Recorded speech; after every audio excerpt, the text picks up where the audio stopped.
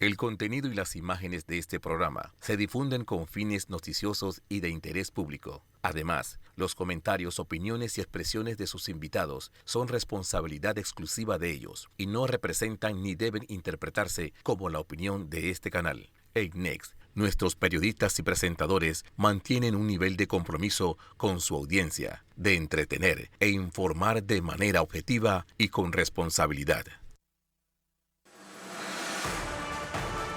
La otra verdad.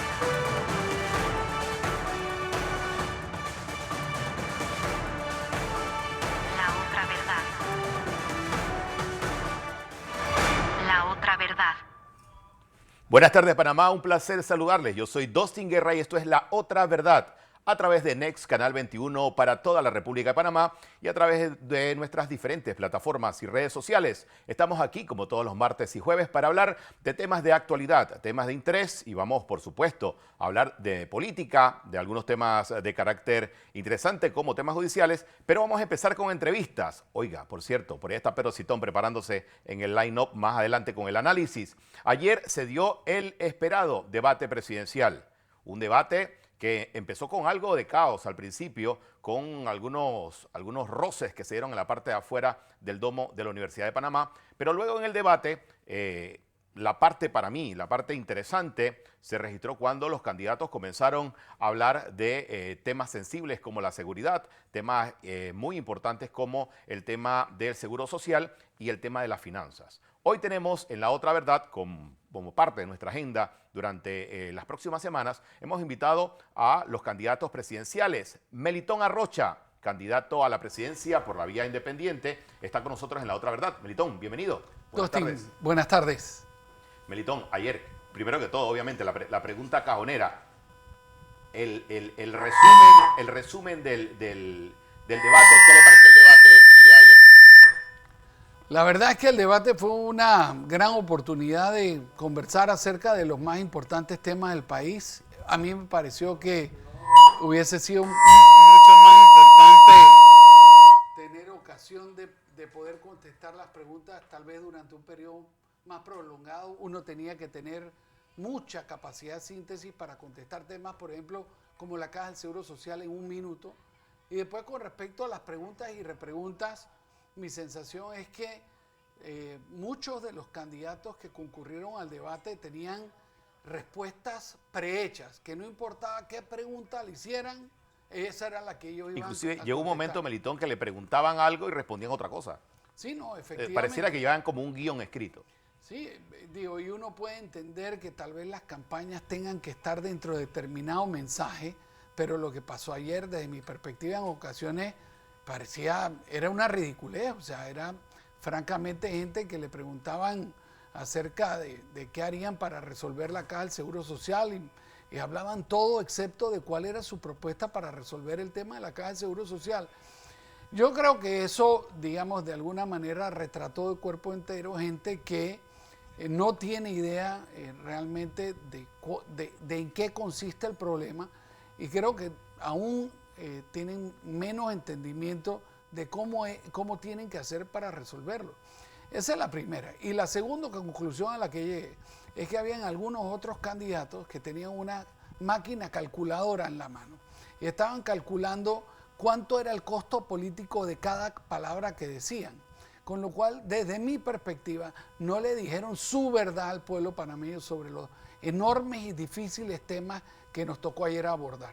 Y yo creo que parte de la esencia del debate es que uno parta de la verdad y le explique al pueblo panameño cuál es su propuesta. Porque si no, lo que hacemos es deteriorar la institucionalidad democrática que recibe cada 5 años una y otra vez promesas, cada una más bonita que la otra, y después a partir del 1 de julio del siguiente término presidencial es la misma letanía de por qué no se pueden cumplir las promesas que se hicieron. Me pareció inclusive, en Melitón, que habían algunos candidatos que iban muy emocionales, tratando de buscar la parte esa emocional, la reacción, el conflicto y el dime que te diré. En la parte de propuestas escuché muy pocas propuestas, pero sí me llamó la atención las respuestas del candidato oficialista Gaby Carrizo. Y hubo un momento del debate que yo creo que se convirtió en meme, porque está viralizado, lo está viendo hoy en las redes sociales, y se convirtió en meme la parte esa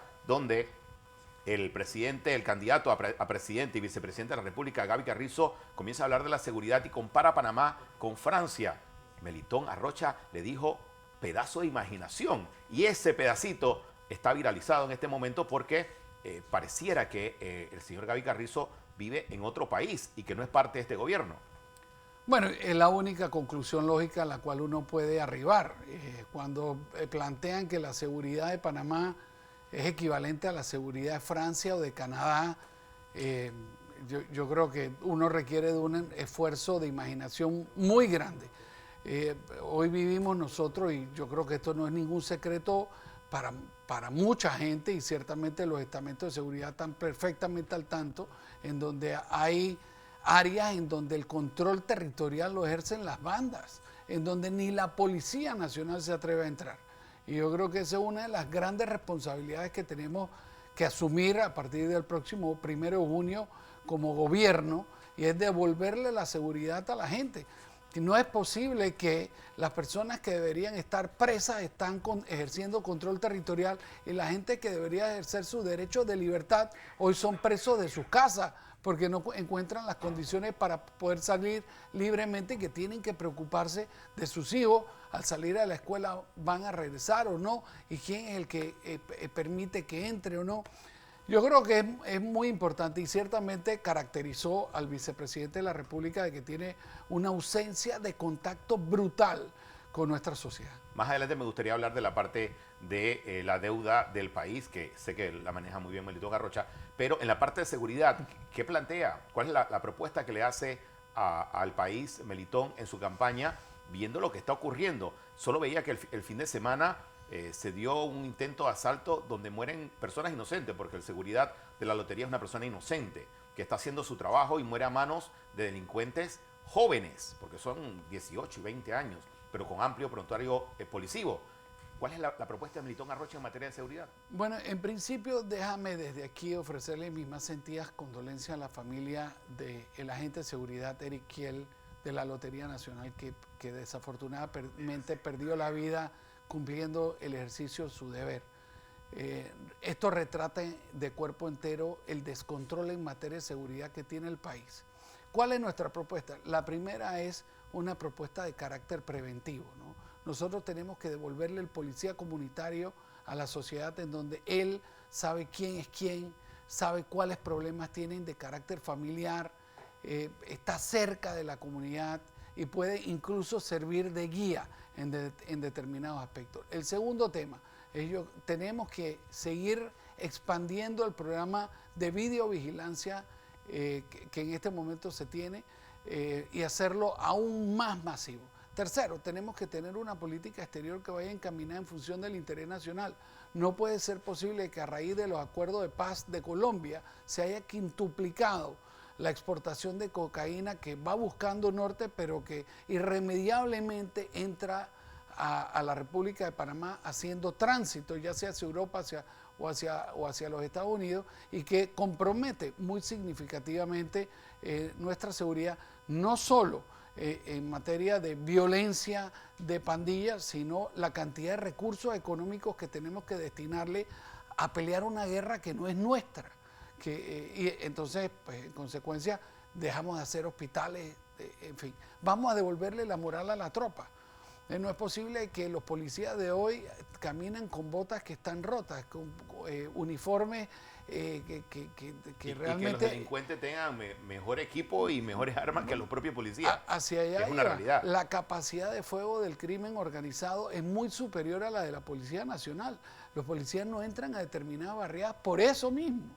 Entonces, digamos, y por último, tenemos que ofrecerle a la sociedad y a los estamentos de seguridad la coordinación con el Ministerio Público y el órgano judicial, de manera tal que primero se sepan recabar el acervo probatorio como para judicializar particularmente a la gente vinculada con el crimen organizado, y que de esa manera seamos mucho más exitosos en la persecución del delito. Y por último, me atrevería a decirle que vamos a ofrecer una política de crecimiento económico sustentada en el dinamismo del empleo.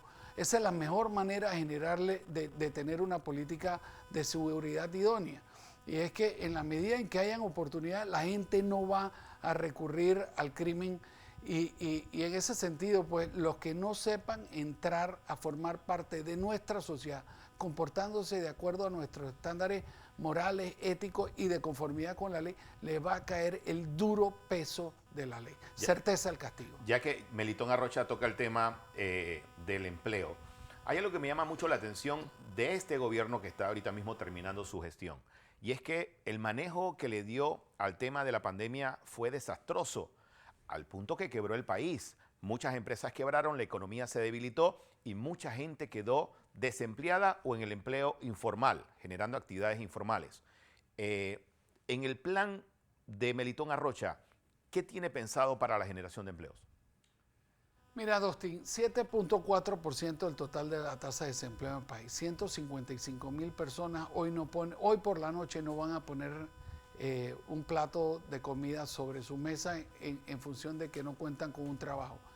Pero la parte más terrible de toda esta historia es que el 50% de esa gente son gente joven que han trabajado duro para graduarse de la escuela secundaria, gente joven que ha estudiado mucho para graduarse de la universidad y que al terminar su formación educativa no encuentran una plaza de empleo. A esa gente hay que devolverle la esperanza. Por eso hemos planteado que vamos a generar una política de aprender trabajando, que no es otra cosa que una política de primer empleo dirigida a la gente que ha terminado su bachillerato o que ya se encuentra en la universidad, de manera tal que reciba las competencias y experiencias que le permita acceder a una primera plaza de trabajo. Después vamos a generar un programa de sembrar personas, un programa de sembrar personas que no necesariamente están buscando un trabajo, sino que quieren ser emprendedores. Es una siembra de emprendedores. Y eso quiere decir que tenemos que tener un currículum que vaya dirigido a una persona que no está esperando terminar su educación formal para ir a trabajar para alguien, sino que muy por el contrario está pensando poner un empleo, un emprendimiento. Y eso significa capacitarlo con toda la información que va destinada a que pueda ser exitoso en eso. Y después vamos a tener una incubadora de innovación para gente joven, que es la capacidad del gobierno, a través de su institucionalidad, de recibir propuestas de gente joven que consideremos que son viables y potenciarlas para que lleguen al mercado, ayudan a generar empresas exitosas y a través de eso empleo de calidad y recursos económicos. La intención de este programa es primero hacer un poco de docencia y darle la oportunidad a la audiencia que conozca lo que plantean los candidatos. Creo que anoche en ese debate faltó mucho de propuesta. Hubo mucho ataque, pero hubo poca propuesta, poco debate en torno a las propuestas. Hay un tema que lo hemos mencionado aquí, lo hemos hablado en muchas ocasiones y que para nuestra audiencia no es un tema extraño, siempre lo hemos mencionado.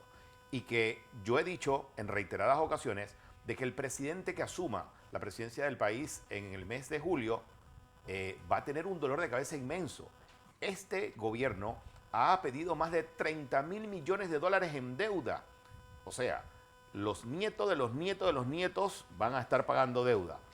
¿Cómo va a ser Melitón Arrocha de llegar a la presidencia cuando reciba un país endeudado, con muchas necesidades de desarrollo económico? Mira, no solo es que vamos a recibir un país endeudado, sino las nuevas tasas de interés que tiene que pagar la República de Panamá. La última colocación de deuda por parte del país se suscribió una tasa de interés del 8%, lo que excede por mucho la colocación de deuda en periodos anteriores. Y eso viene enmarcado en que en la última norma presupuestaria hubo un cambio que para mí es inédito, la posibilidad de pagar gasto corriente con deuda. Para aquellos televidentes que nos escuchan y que tal vez no entienden esta nomenclatura, sí, ¿no? le suena complicado el tema. Eso es como si fueras, no sé, a irte de parranda el viernes por la noche y fueras a pedir un préstamo para irte de parranda. No, el propósito de pedir un préstamo es invertir en actividades productivas que van a poder ayudar al repago del préstamo y a generar utilidades o ganancias. Con lo cual, desde mi perspectiva, este gobierno ha tenido una política fiscal muy irresponsable y habrá que ponerle orden tan pronto se llegue al gobierno. El país no da para más. Nosotros no podemos seguir teniendo periodos presidenciales de 5 años en donde aumentamos la deuda en más de 20.000 millones de dólares. Eso no lo aguanta este país y como bien dijiste tú, estamos condenando a las futuras generaciones, a generaciones que todavía no han nacido, a que estamos comprometiéndolos a una deuda que en muchas ocasiones, si continuamos como vamos, va a ser impagable. Bien, tenemos preguntas de la audiencia. Vamos a ver qué opina la audiencia. Se preguntó en la calle, ¿qué le preguntaría a los candidatos en tema del desempleo? Veamos. ¿Qué estrategias o qué tipo de proyectos tienen para que se den que se acabe el desempleo en Panamá y pues tengamos la oportunidad de tener uno? Para el desempleo, todos están diciendo, va a haber más trabajo, pero no han dicho cómo van a hacer el trabajo. ¿De qué manera podrían ayudar al empleador a que balancee el salario mínimo? Porque cada vez que hay un ajuste salarial, siempre aumentan lo que es la canasta básica. ¿Cómo van a hacer para poder contratar a más personas y para tener una bolsa buena de trabajo para los muchos desempleados que hay en Panamá? ¿Cómo generaría más plazas de empleo para todos los panameños? Bueno, ahí hay son varias preguntas, Melitón, pero la destacable, mire, me llamó la atención la pregunta que hace una de las personas que entrevistaron.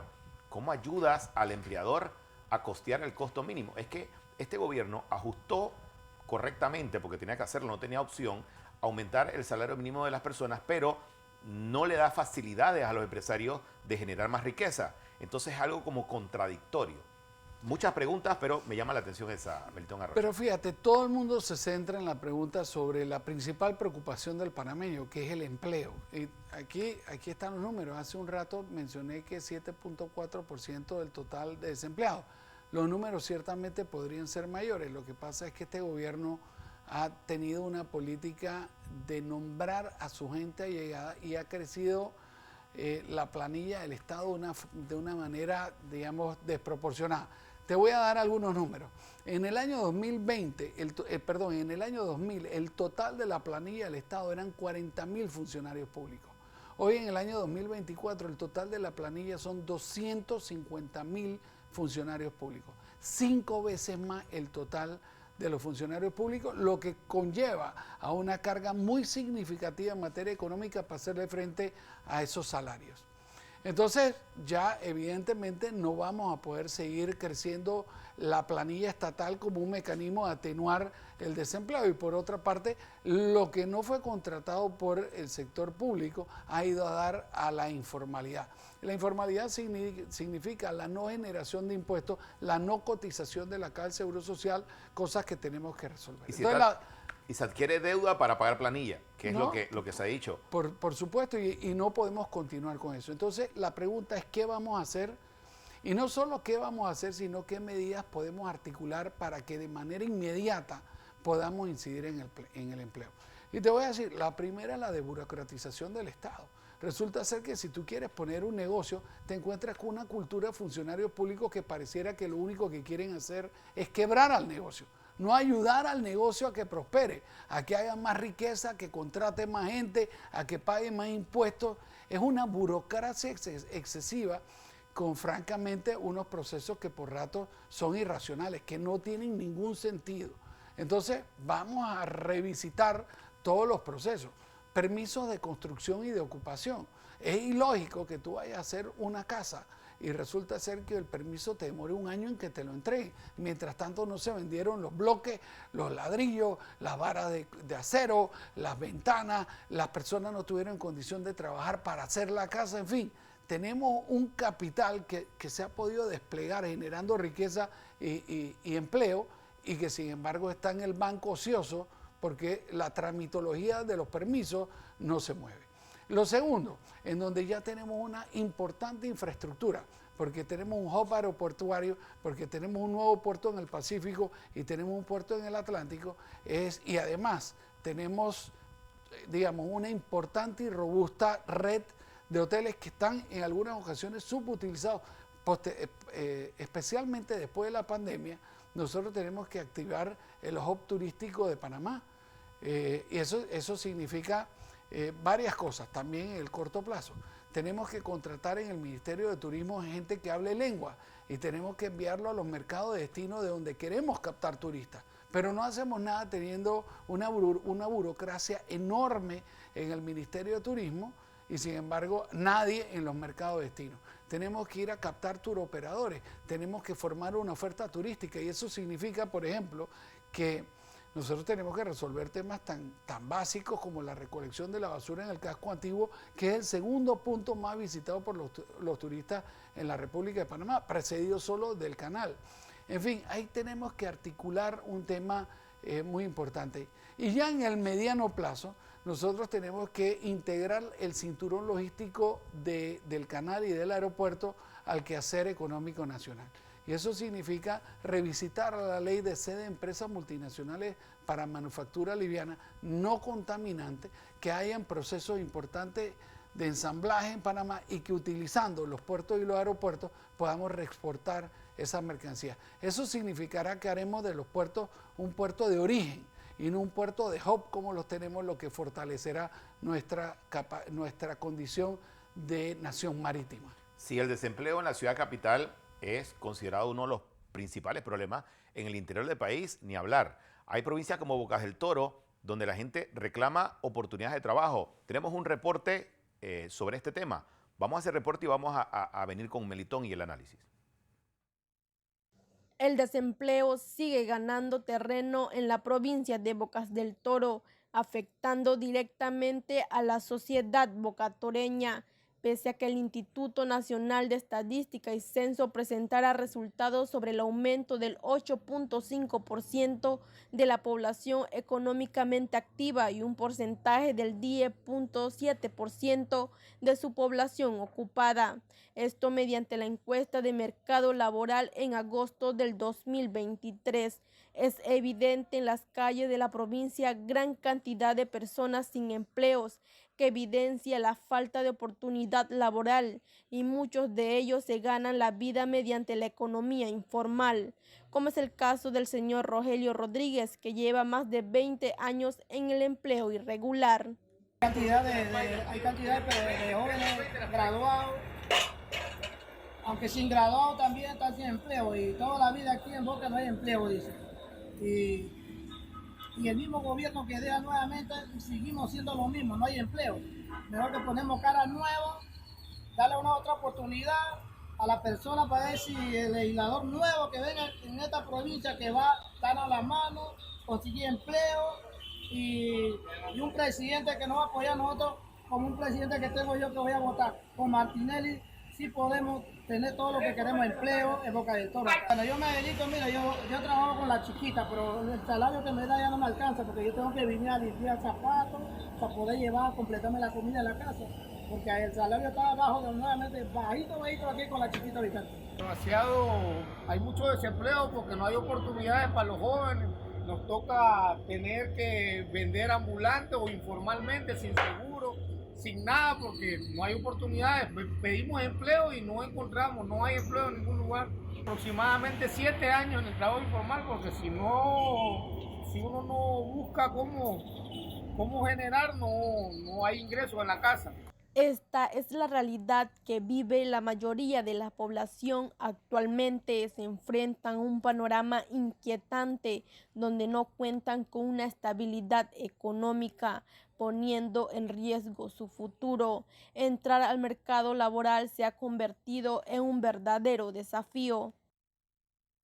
Muy bien, escuchábamos el reporte desde Bocas del Toro. Esto que ocurre en Bocas del Toro ocurre también en otras provincias del país. Sí, no hay oportunidades para los jóvenes en la ciudad capital. Imagínense la situación de los jóvenes que se gradúan de la universidad y salen a un mercado laboral donde hay menos oportunidades en la parte regional o en la parte provincial. ¿Qué opina Melitón Arrocha? Bueno, yo creo que es un perfecto diagnóstico de lo que está pasando, ¿no? Este es un gobierno que, gracias a Dios, ya termina su mandato, que le prometió al país que iba a hacer de la seguridad agroalimentaria su principal estrategia para evitar la migración del interior al país, garantizando que los estamentos de seguridad, los centros carcelarios, las escuelas, en fin, todo lo que se consumiera por parte del gobierno iba a provenir del campo. Eso es una tarea que nunca lograron. Entonces nosotros vamos a reactivar el concepto de seguridad agroalimentaria como el ancla del campo que permite que existan mayor y mejores oportunidades de trabajo en el interior del país. Lo otro es que tenemos que tener una racionalización presupuestaria. Te digo, por ejemplo, hace 3 o 4 semanas atrás tuvimos una conferencia internacional del tabaco en la República de Panamá, con la cual, digamos, yo en principio estoy de acuerdo con la celebración. Pero cuando tú vas a ver el presupuesto que destinamos para eso, fueron 5 millones de dólares frente a una sociedad que vive en muchos casos en la precariedad. Y no hay medicina. No Se hay gastan medicina. 5 millones en algo como eso. Pero te voy a contar más. O sea, por ejemplo, el año pasado pasaron más de 500.000 personas en la frontera entre el Darién y nosotros la trasladamos a la frontera con Costa Rica. Este año se espera que ese número crezca en 20%, o sea, tenemos la posibilidad de que pasen más de 600.000 personas que traslademos literalmente del Darién a la frontera con Costa Rica. Financiado con Panamá, o sea, Panamá financia esa operación. Mira, 600.000 personas de un total de 4.3 millones de habitantes, más del 15% del total de la población que vamos a estar moviendo de una frontera a la otra. Y eso nos va a costar al bolsillo de todos los panameños más de 100 millones de dólares. No es el momento que tengamos una conferencia internacional en donde los países exportadores de personas y los países receptores de personas nos podamos sentar a conversar a cómo vamos a regularizar este flujo de manera tal que no sea esa persona que tú acabas de poner ahí en Boca del Toro el que tiene que estar pagando la cuenta de que estemos moviendo gente y que en su defensa él no cuenta con los recursos suficientes para vivir mientras que nos estamos gastando 100 millones de dólares en otra cosa. ¿Qué le parecía a Melitón Arrocha el manejo de las relaciones exteriores de este gobierno, teniendo experiencia en la parte diplomática? ¿Cuál sería la política de Melitón Arrocha en el manejo diplomático del país? Mira, el principal fracaso en materia de relaciones internacionales, de mi perspectiva, es lo que está pasando en el Darién. Panamá no ha logrado hacer que la hermana República de Colombia cambie su política en torno a una migración irregular, pero digamos que aun cuando no es legal, es libre. Y en ese sentido, pues algunos expertos indican que, digamos, el crimen organizado del lado colombiano el año pasado lucró con más de 800 millones de dólares moviendo migrantes irregulares. Entonces, tenemos lo peor de todos los mundos. Tenemos un crimen organizado que se está fortaleciendo financieramente, mientras que del otro lado Panamá asume un enorme y costoso movimiento de personas irregulares que, por supuesto, no podemos permitir que pasen libremente, porque usted se imagina más del 15%, 16% total de la población, si solo se queda una fracción en Panamá, la clase de repercusiones que eso podría tener para con nuestra sociedad, con lo cual encuentro también fracasadas las relaciones con Venezuela. El mayor, de acuerdo al mismo censo que ha levantado migración en el Darién, creo que el 78% del total de los migrantes son de nacionalidad venezolana, y vemos en incremento la migración, por ejemplo, de ciudadanos chinos que pasando por el Darién buscan llegar a los Estados Unidos de América, sometiendo a la República de Panamá no solo a los costos que esto representa, a los cuales hice alusión hace unos minutos, sino, por ejemplo, a temas de seguridad nacional. Aun cuando Migración está haciendo una verificación biométrica, digamos, en materia de salud, solo transitar por el Darién habría que... Es una fortuna. Habría que ver la posibilidad de que se liberen vectores que estaban en la selva y que pudiesen en cualquier momento generar una pandemia, una epidemia en Panamá, que nosotros tendríamos que sufragar del erario público y en consecuencia a costa de los impuestos de todos los panameños. Con lo cual yo creo que hay mucho trabajo que hacer en el Ministerio de Relaciones Exteriores, particularmente en relación a Colombia y Venezuela. Escuchaba, dentro de las cosas que escuché anoche, que me llamaron la atención y que dije, le voy a preguntar a Melitón Arrocha. Los discursos contra Melitón eran enfocados en descalificarlo porque estuvo en gobiernos anteriores. A mi criterio eso no descalifica a ningún candidato presidencial. Tiene experiencia en gobiernos, eso no descalifica a un candidato. Melitón Arrocha, ¿cómo vio este tema ayer? Porque se enfocó, de repente escuchaba a Ricardo Lomana decir, lo que pasa es que aquí los que están a mi lado fueron parte de los gobiernos y son corruptos. O sea, se vende como un exfuncionario, un exministro, un viceministro, como un funcionario corrupto, una persona corrupta, sin siquiera ver sus ejecutorias. ¿Qué opina Melitón Arrocha? Bueno, fíjate, Ricardo intenta, desde mi perspectiva, por supuesto, ocultar la ausencia de digamos, capacidad gubernamental y experiencia sobre la base de vincular a otros con gestiones de gobiernos anteriores.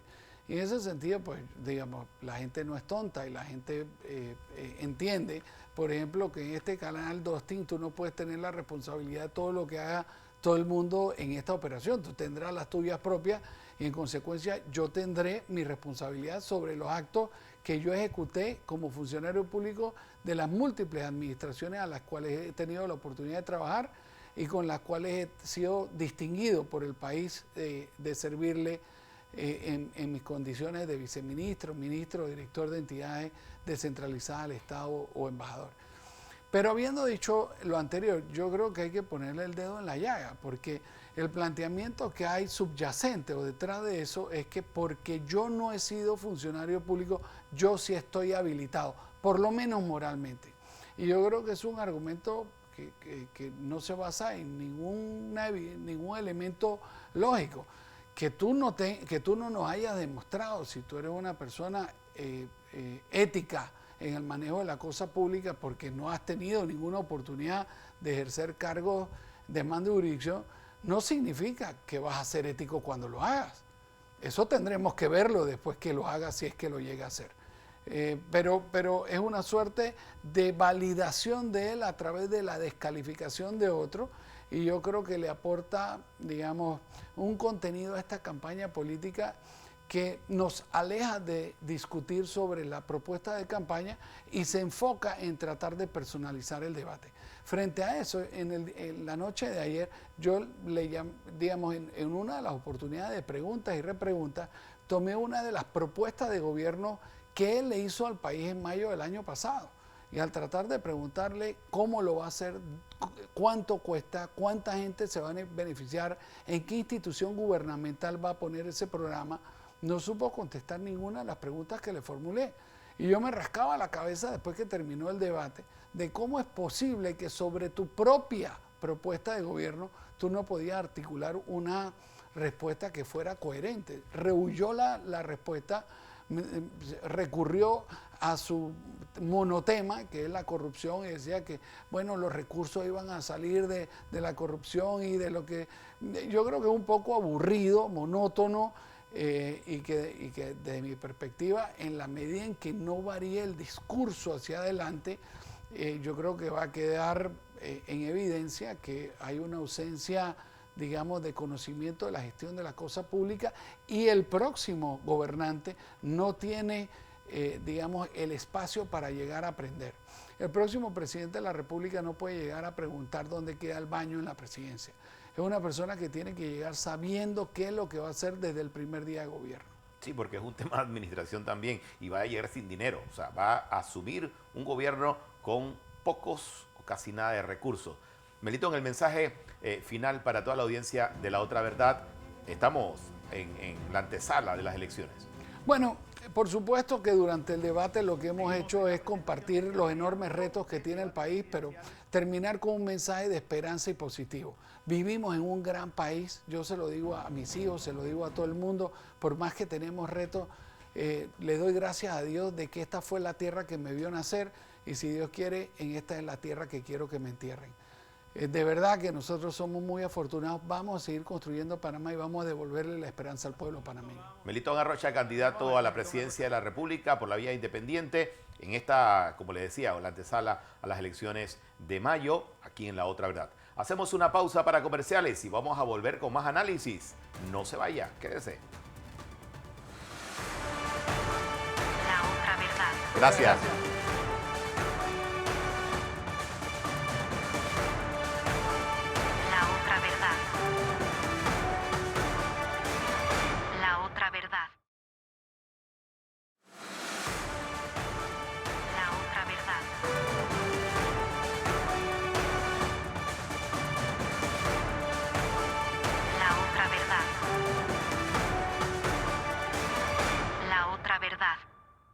Estamos de vuelta con La Otra Verdad. Ya se incorpora al estudio, este estudio agradable, ahora sí, Pedro Citón Ureta, el TikToker, el analista político, la sensación de las redes sociales, el hombre de los blogs, de los miles y miles y miles de views.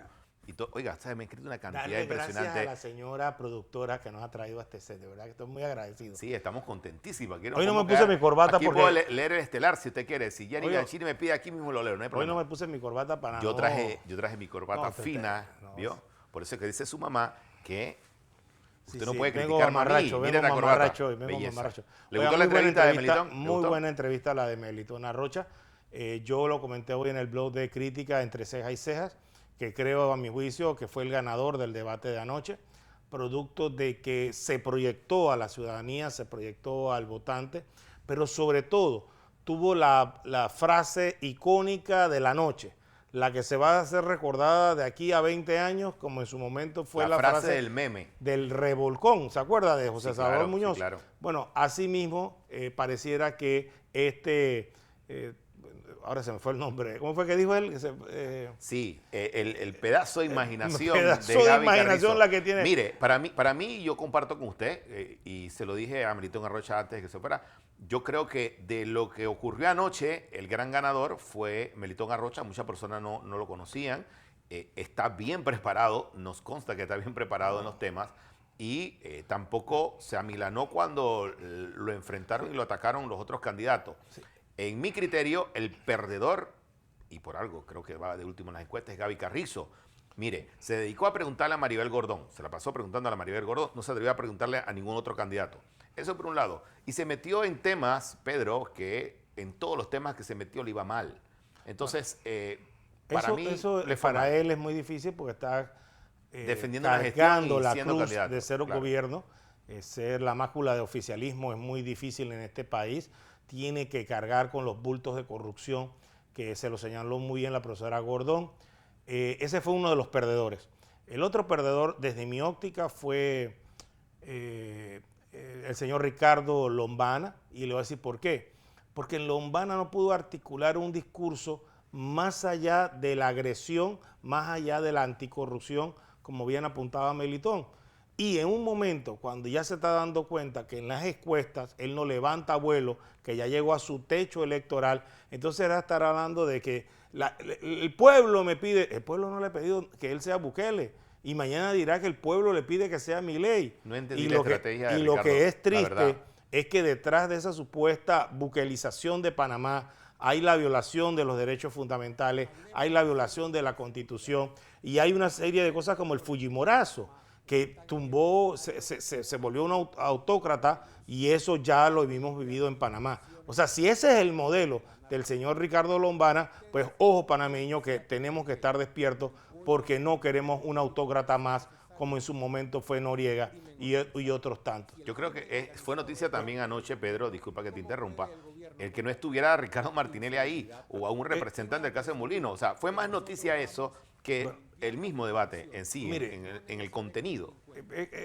Obviamente por el tiempo no se puede hablar mucho del debate, pero es que hubo un debate alterno que tuvo José Raúl Mulino y Ricardo Martinelli, y yo no sé si usted se acuerda que en este programa y en el blog de Crítica fue que lo dijimos, que por qué estaban mendigando un puesto allí en ese debate tan estrecho, tan acantonado, que lo que debía hacer era su propio debate. Y efectivamente ayer en en el Hotel del Panamá, estuvo Raúl Mulino con un mensaje de... Bien, tenemos un reporte, Pedro, usted está hablando de ese tema, tenemos un reporte sobre ese debate paralelo que usted, no debate, fue un foro, una reunión, un conversatorio con los jóvenes, donde hubo preguntas hasta más interesantes que el mismo foro. Y sobre todo el medio de comunicación que se utilizó fueron las redes sociales. Los jóvenes no ven televisión, esta cosa para la gente de la tercera edad, segunda edad, etcétera, etcétera. Los jóvenes se comunican por el WhatsApp, por el Instagram, por el TikTok, por todas esas redes sociales, que es donde los jóvenes realmente interactúan entre ellos. Y ayer más de 300 jóvenes estaban interactuando con otros cientos de miles de panameños a lo largo y ancho del país. Jóvenes conversando con jóvenes y escuchando el liderazgo tanto de Ricardo Martinelli, que desde la embajada nicaragüense mandó un mensaje a sus seguidores y el señor José Raúl Molino, que pudo contestarle en un debate mucho más amplio a todos estos jóvenes estos grandes problemas nacionales. Vamos a ver ese reporte precisamente sobre ese evento anoche y vamos a regresar con el análisis. Del país del candidato a presidente Ricardo Martinelli, José Raúl Molino, presidió el Foro Juventud Juntos Son Invencibles, en donde participaron más de 300 jóvenes quienes recibieron respuesta a sus de distintas partes del país. Ya he visto las comarcas, 2 comarcas y un representante de la juventud de Chiriquí, que aquí están presentes en este día, y agradezco a todos los demás que vinieron. Y sobre todo también para poderles y hacerles llegar en una pildorita el desarrollo de algunas de las propuestas más importantes de nuestra oferta electoral, ¿no?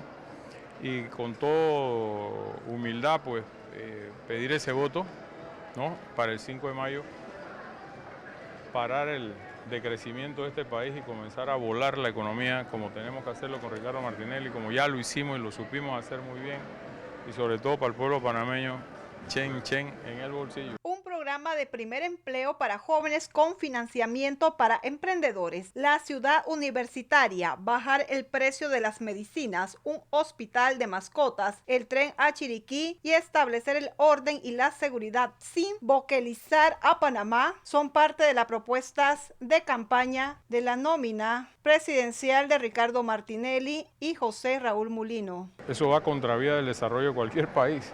Cualquier país medianamente responsable se interesa porque sus jóvenes tengan educación y tengan trabajo bien remunerado. Aquí estamos al revés, más de la mitad de la cuota de desempleados, que es gigante en este país, es joven. Entonces digo, tenemos que hacer un esfuerzo grande por redoblar el trabajo, ubicarlos bien, como en algunas cosas de las que he planteado, y hacer una revolución educativa también, para que la educación conecte con la oferta laboral que hay en el país. De nada sirve que sigamos educando con una ley de educación de los años 40 y el país estamos en el siglo XXI y hay necesidades laborales puntuales muy importantes en otro montón de profesiones que no son las naturales o tradicionales, pues.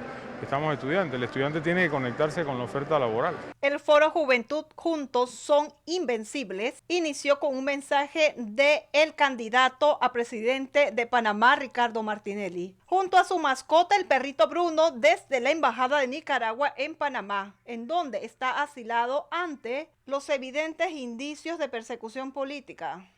En el Foro Juventud Juntos Son Invencibles participó la ex primera dama Marta Linares de Martinelli. Los jóvenes tienen sus preocupaciones y tengan confianza que en un gobierno de Ricardo Martinelli se va a solucionar, porque ya lo vimos que lo que prometió lo cumplió.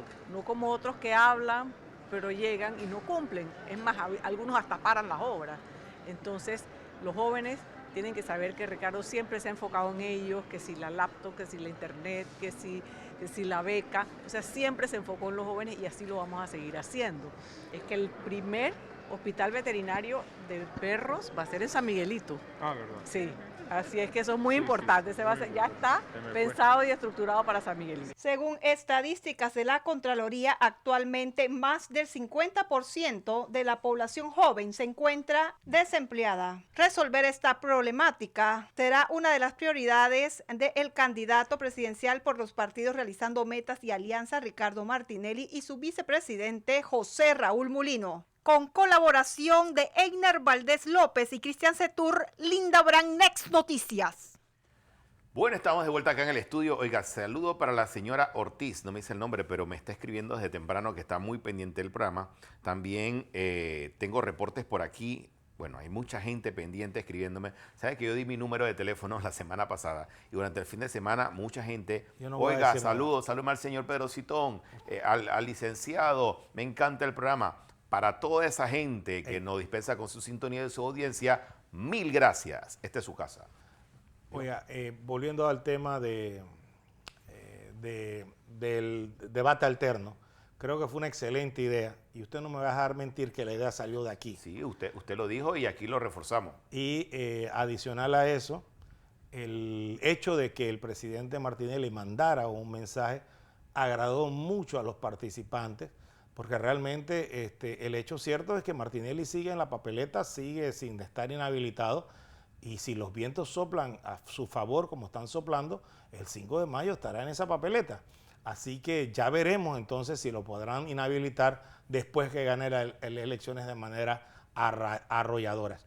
Y eso es muy importante porque creo que es el derecho soberano del pueblo de elegir a sus candidatos, de elegir a sus autoridades sin otra cortapisa que no sea el voto popular. O sea, si otro candidato le gana a Ricardo Martinelli, bueno, hombre, se perdió en una contienda justa, pero no en estas viricuetos que estamos viendo actualmente, en donde un órgano judicial está en una dictadura judicial tratando de impedir esa candidatura y un tribunal electoral que está preparándose para inhabilitarlo. Así que yo creo que el debate alterno de ayer tuvo una victoria en el sentido de que a la ausencia de Ricardo Martinelli se sintió la estupidez de no permitir a José Raúl Mulino participar en su nombre por las condiciones en que se encuentra Ricardo Martinelli, asilado político porque es un perseguido. Demanda entonces este tipo de eventos alternos, porque yo dudo mucho que el próximo foro en que vaya a estar, que se celebre, el segundo foro que se celebre, aún hayan inhabilitado a Ricardo Martinelli. Y le puedo apostar, no soy de apostar, no apuesto. Apueste, no, un Sumay.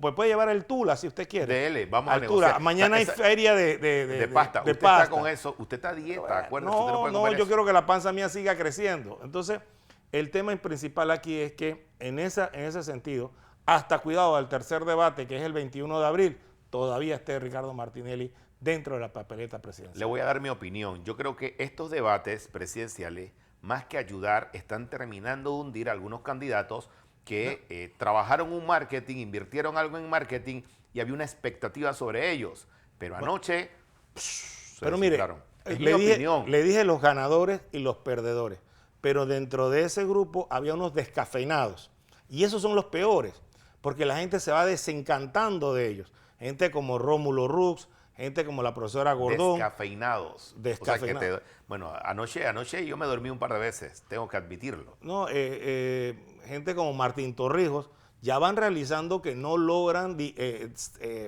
despegar el cohete y no logran avanzar al ritmo que pareciera estar imponiendo José Raúl Mulino una vez que ya entró en la carrera política y que la ciudadanía lo está viendo como la alternancia a Ricardo Martinelli.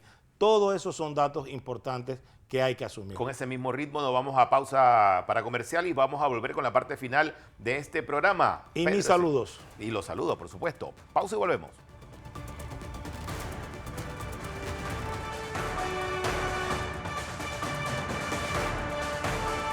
La otra verdad. La otra verdad. La otra verdad.